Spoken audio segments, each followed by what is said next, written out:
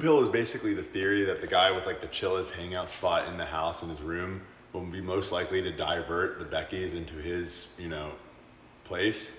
And from there, he'll kind of be able to hold frame better and have a higher chance of slaying, right? So if you're like me, you're trying to optimize everything when you go out or when you have an encounter, right? And, appearance is the first thing that jumps out to a lot of people, but also your room, right? In college, I was super ND. I had no posters on my room, nothing like cool in there. It was just bare bones, kind of like, bed on the floor. And my roommate, he had like a snowboard.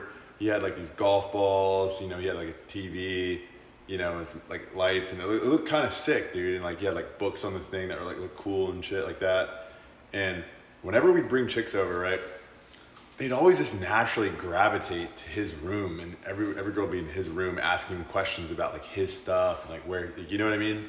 So if you live in like a frat house, or if you live in like, a crib in college or something with roommates, you want to optimize your room to be kind of like a hangout spot of that room, of that house for that matter.